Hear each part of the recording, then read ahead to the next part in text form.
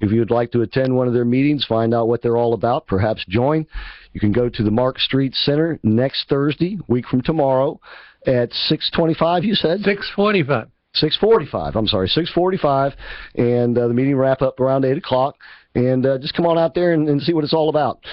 Ken, you mentioned Marco Rubio. I think you said he's your man. Is there a general consensus or enthusiasm brewing for any one candidate in the executive committee? No. You're going to see a variety of people coming from different directions. The governor of Ohio has a strong constituency. John Kasich. John Kasich. Why do you think that is? Well, John is a basic working guy, and you love him. But he was great on Fox News. But I was going to say, but he doesn't. He's kind of an unknown, if you will. Not many people know much about him, and that'll be a problem for him, I think. Well, the answer is he also is not into a box that you can put him, because he's not classical conservative, not classical liberal, not classical moderate. He solves problems as they come up. But at the end of the day, is that going to be distinctive enough to, establish him as a true conservative in the eyes of the Republican base? Well, the first thing he has to do is make a decision whether he wants to run. He's putting his his toe in the water, and that's basically what he's doing. Right. Number two, he's an excellent candidate if one wants to consider who's going to be vice president. So therefore, you talk about winning Ohio. I see. And, of course, Ohio is like Florida. Those are two of the, if not the two key states, at least two of the most key states, because many of the other states are you can already kind of say they're going to be either left or right, can't you? Exactly. Now, Florida and Ohio are important to Republicans, just as I would say Michigan being important to Democrats. Democrats, right. And I think Kasich goes around saying, and he's right, a Republican can't win the White House without Ohio. It's very rarely, if ever, been done. And so he's correct about that.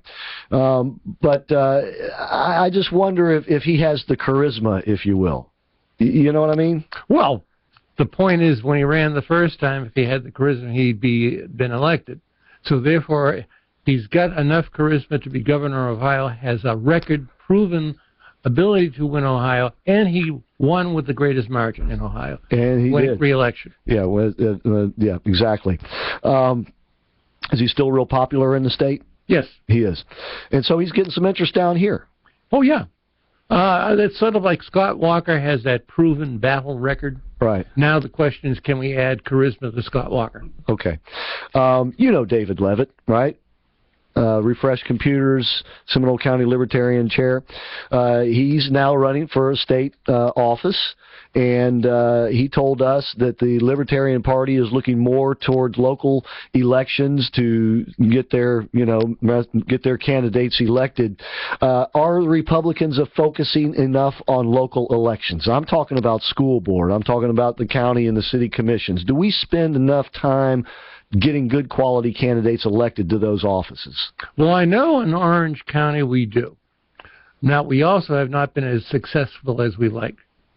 My friend Vicki Bell, who won the school board and then lost to an independent.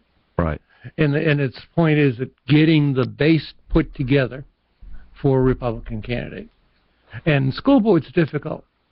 School board is one of those things where it's more advantageous to be female than male, one of those rare races.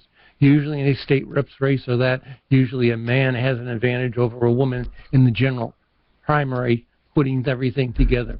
And by the way, Ken is not making a sexist statement. Yeah, exactly. What he's simply talking the realities of voting demographics, and that a male candidate in many races, just because we look to males to be more the role model of the leader, I take it. Is that kind of what's No, it's out? also the business resources. I see. Basically, in chambers of commerce and that, all right? And this is a good example. The person who defeated Vicki Bell was the former chair of the West Orange Chamber. So therefore, getting women into the position of being part of business.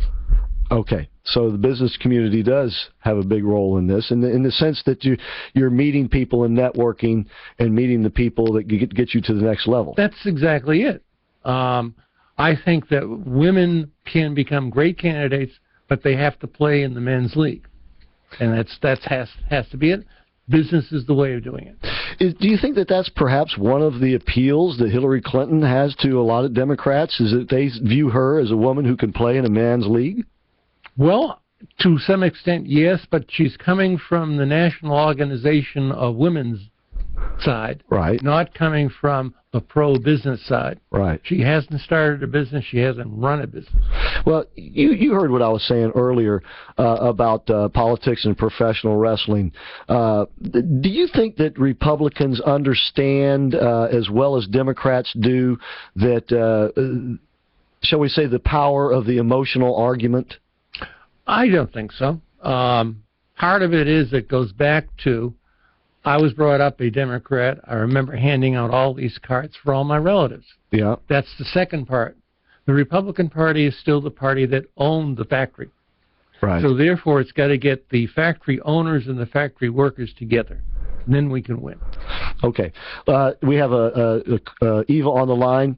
Eva, thank you for your call. We appreciate you being out there. You wanted to say something about men and women candidates. Yes. I'm a Republican, and these guys will say I'm very avid. I feel like I started the Republican Party, but I will not vote for a woman. I will, because God, and that's where I'm coming from, and that's why I'm telling it on the radio. The Democrats are following the devil. Everything they stand for is against God. Well, I know you're right about that, but I know you will not vote for a candidate who is a woman. But, you know, Ken, a lot of people are going to vote for Hillary Clinton just because she is a woman. Exactly. Yes, but these are low information voters. A real true voter that knows what's going on is not going to vote for Hillary Clinton. Well, they will too, because like Alan Combs said yesterday, they'll vote for her just to get the Supreme Court switched over more into a liberal. That's what they're looking into. Women, and that's your highly educated women. You have Sunny on Sunday night, and she said she's a Hillary supporter, yeah. and she is highly educated, supposedly. Well, I don't know about that. I think, yeah, you just said it, though. But let me get Ken's opinion on this. Well, Ken. Let's remember Hillary's corporate connections.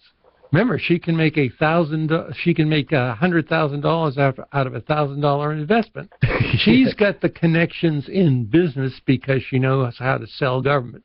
And what you just said was that the connections with business can get you a long way in politics. Exactly. Yeah, I tend to agree with you on most things, though, Eva. But I can't go as far as to say that I wouldn't vote for a woman for president if it was the right woman. And I don't think Hillary Clinton is. There, but if I had a choice between, if the woman was the lesser to vote for Democrat, I'd vote for her. But unless that's my choice and I have to do it, I will not vote for a woman. Okay, thanks, Eva. Got to go to the break. Appreciate your call. Hope you'll choose to listen to us again on the other side. Okay, so when we come back, we got more of the American Adversaries Drive Time Primetime Show. That's right, another hour, actually, if you're getting this on your computer or listening device, and for another half hour over the airwaves. But do not go away.